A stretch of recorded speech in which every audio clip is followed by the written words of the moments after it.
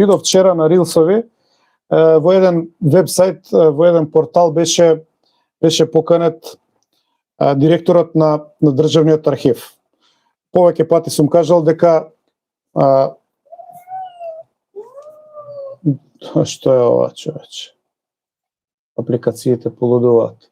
Значи, повеќе пати сум кажал дека во ова држава да има нормално устройство и да напредуваат тие што се способни, да има мерит системи, тој никогаш не би дошол повеќе од најниското ниво во архивот или најниското ниво во оделенијата на архивот. Меѓутоа, по партиски канали, по лизни мазни, по рекла казала, по оговарања по лево по десно, човекот успеа да се пробие да го води архивот. И го прашуваа за овие книги. Тоа се црните страници на УДБА.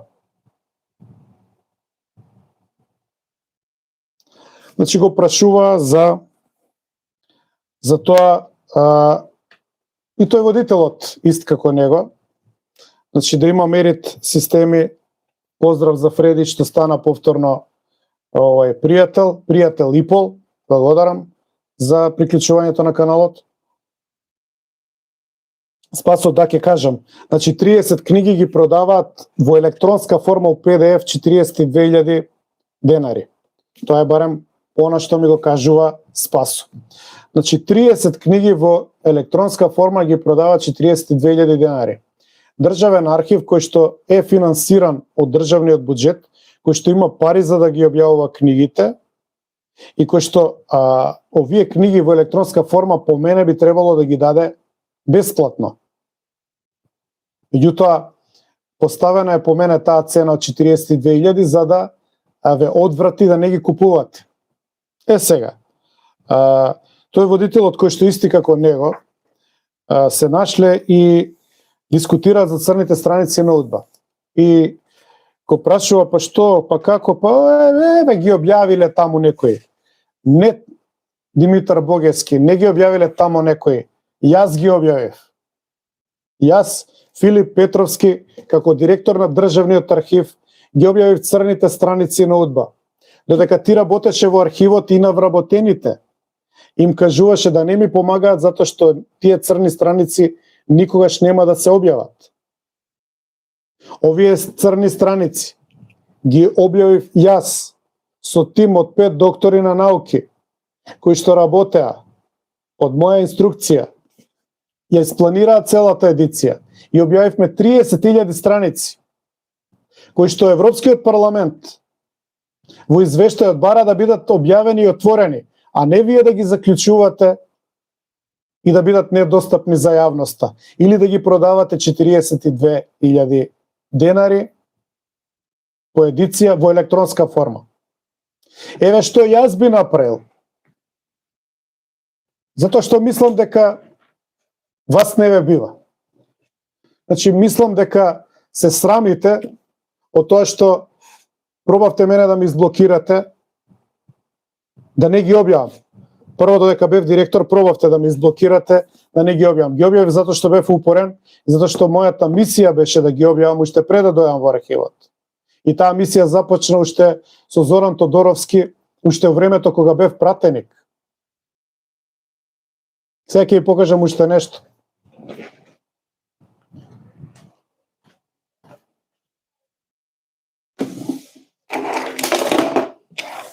Видете така само да ја земам книгата.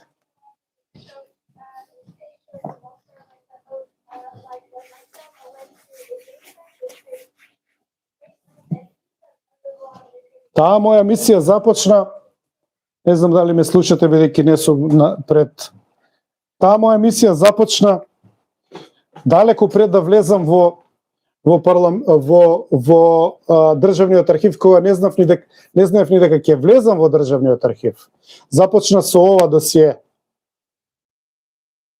Значи започна со тоа една книга, гледате колкава е. Тоа започна и ова се само фрагменти. Започна мојата мисија со ова досие кое што го добив како пратеник, бидејќи како пратеник бев член на Комисијата за контрола на тајните служби. И практично ова е досие за следење на ВМРО. Ова е досие во кое што има фрагменти за следење на Љупчо, на Доста, на Флоровски, мене ме следеле и така натаму. И моето доаѓање во Државниот архив беше само нормално да ги објавам ја овие досија, кои што знаев дека се во Државниот архив. Меѓутоа, со Зоран Тодоровски откривме дека ова досија го нема во Државниот архив. Ова досие го немаше во Државниот архив. Значи, полицијата не го предала во архивот. Кога ги предавала досијата. Значи, досието ВМРО е доказ дека полицијата ги чистела досијата пред да ги предаде на трајно чување на Државниот архив. Ако полицијата ги чистела досијата, а ние најдовме едно, се постава прашање, колку досија се исчистени? Чии се тие досија? Кој ги чистел? Кој дал наредба? Зошто се чистени? Дали може би има во владеачките гарнитури луѓе кои што имаат досија на соработници? Значи, многу сериозни прашања. И сега во емисијата го прашува он таму нешто, еден и глуп и поглуп, сега да ми простите, колоквијално кажано, реферирам на филмот, значи не ќе да ги вреѓам. И он ми кажа, таму некои објавиле. Не објавиле Димитар Богевски, таму некои. Јас ги објавив. 30 книги. Ги објавив јас со идеја и да не ме сменеше Заев, на кој што ти му се приклони Димитар Богевски, веднаш по промената на таа власт. Со тоа што ги изрецитира сите што беа мои соработници и сите ги сменија и ги тортурираше СДСМ.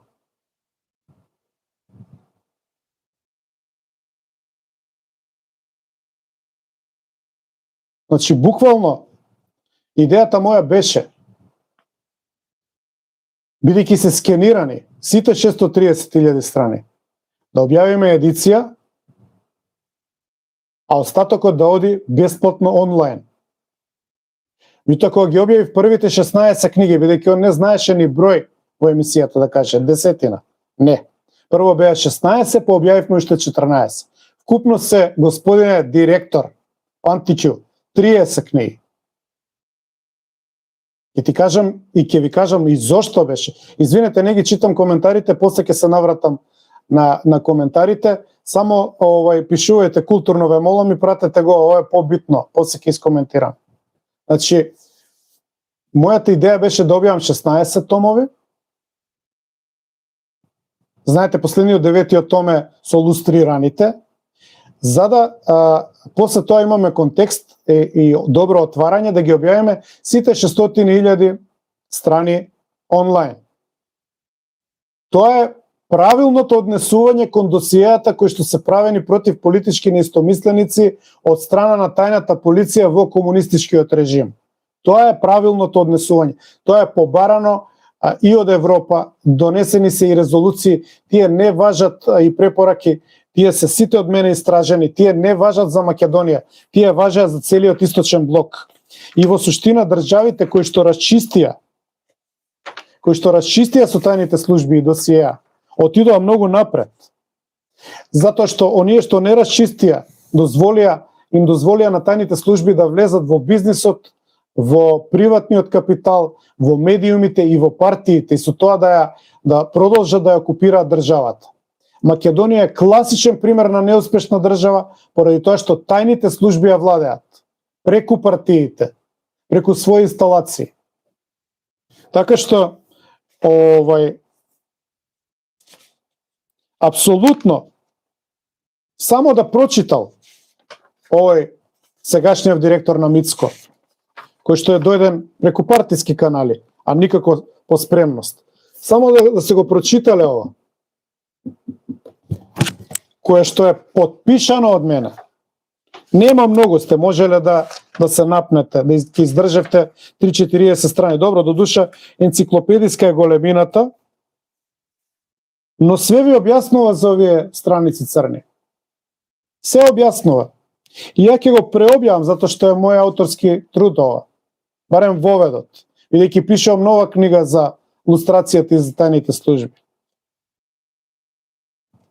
Еве што пишува.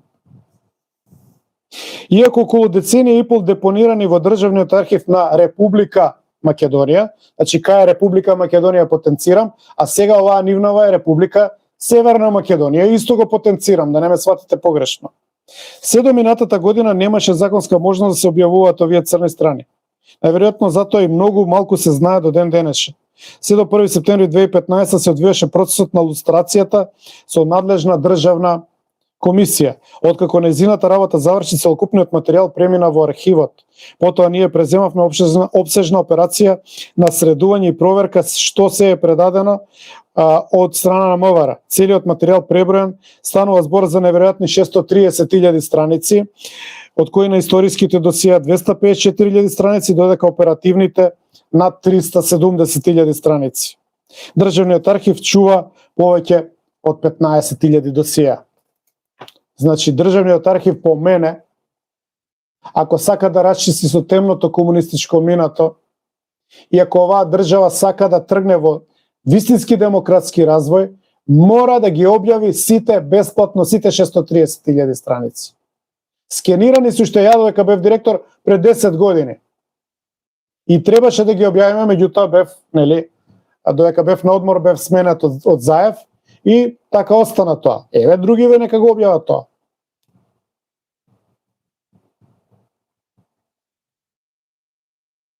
Така што загрижува неподготвеноста, односно неупатеноста, да не речам неписменоста и неинтелектуалноста на новиот директор. Знам дека е зла намера, се разбира. Таму некој ги објавил. Не, ја ги објавив. И не само овие, објавив и 9 тома и линденски сведоштва. И регистри на воени обврзници. И македонски дејци. И ред други работи. Писмата на Тодор Александров до Москва. И ред други работи. И тоа не можете да го избришете. Книгите постојат. Книгите постојат. Не се они објавени од таму некој. Од мене се објавени и јас го напишав воведот на целата едиција. И тоа е неизбришиво. Да, ќе пробате да го избришете, меѓутоа јас ќе ја потсетувам. Истиот тој Димитар Богевски ме тужеше у време на СДСМ. Во партијата се фалел дека ја добил тужбата и дека ми земал 20.000 евра. И во архив се фалел. Меѓутоа вистината е дека изгуби на суд. Јас ќе ви ја извадам пресудата тука и ќе ви ја целата ќе ви исчитам. Значи целата ќе исчитам. Јас не отстапувам затоа што вистината е на мојата страна. Не отстапувам. И не отстапувам од тоа да слободно говорам тоа што го мислам, дека луѓе кои што не заслужуваат ги водат државните институции, ја што ги водат, ги упропастуваат, ги упросечуваат и ги спуштаат на пониско ниво. Тие таму што се вработени ќе ќутат, ќе молчат, затоа што се горе-доле сите најголем дел партиски примени и во архивот. Јутоа ќе ве гледаат луѓе од други архиви, ќе ве гледаат луѓе од цивилизација, ќе ве гледаат странки и гледаат дека сте шупелки.